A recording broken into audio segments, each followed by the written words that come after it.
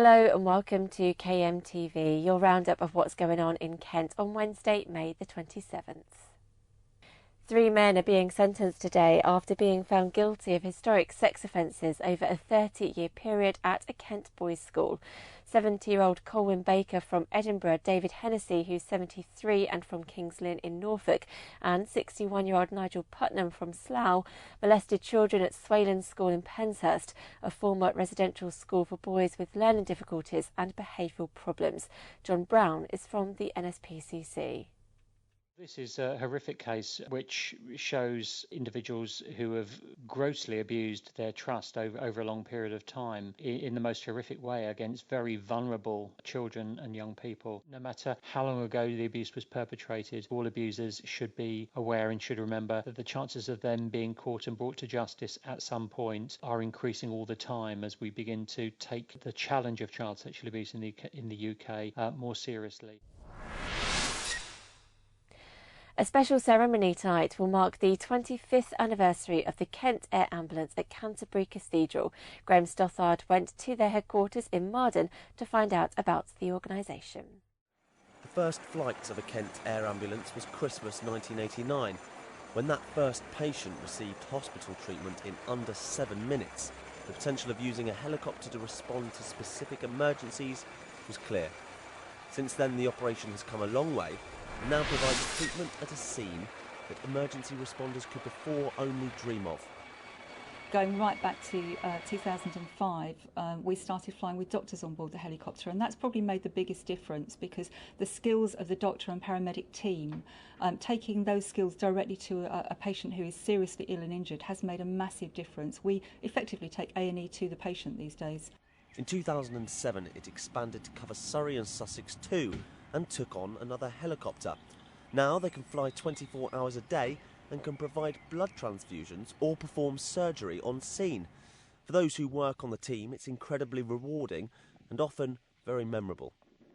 I treated a patient one day whose younger relative we'd treated only a year before on the same day, and that sticks with me because he was very seriously injured. He had a mountain bike accident, and we could see that he was bleeding significantly.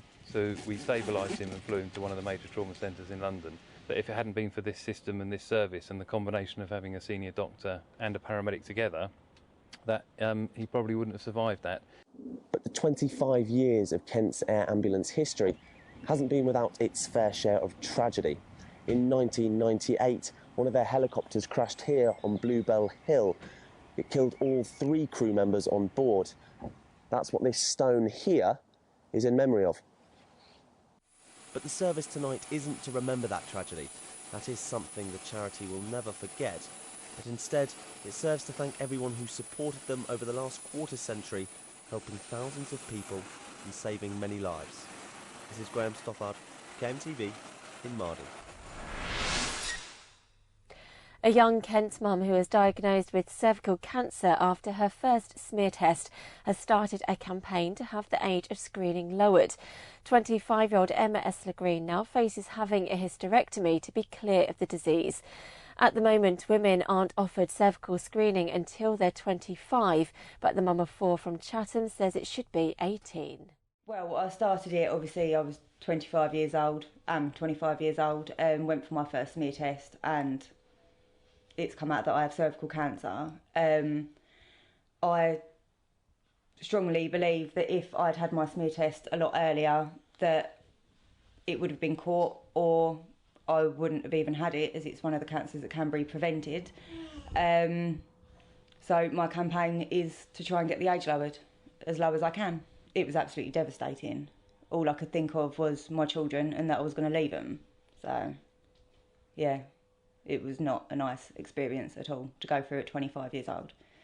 The thought of leaving them was absolutely heartbreaking, and I wouldn't want any other person my age, younger or even above, to go through it. It's horrible.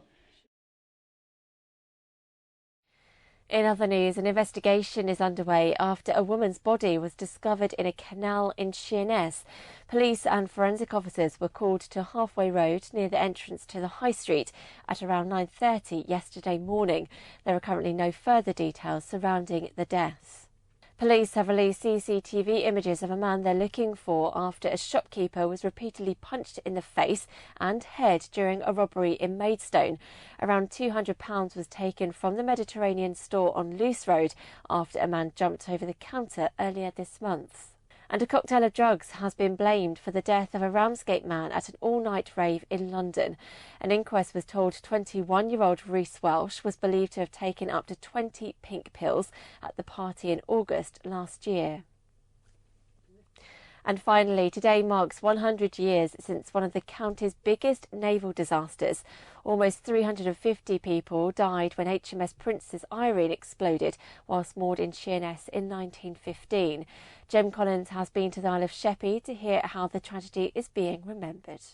It was known as the camera-shy boat, with just one photo ever taken.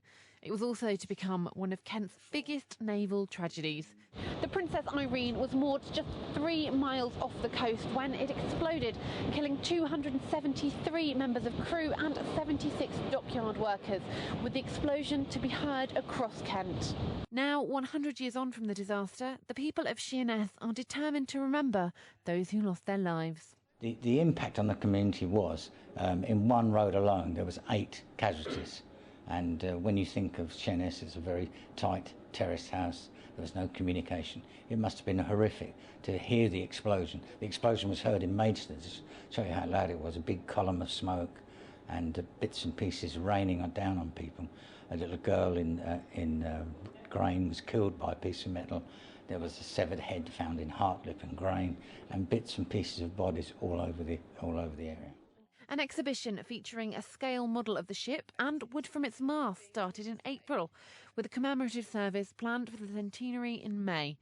The team at Bluetown Heritage Centre are still appealing to anyone, though, for any information to help build a bigger picture. This is Jem Collins in Sheerness for KMTV.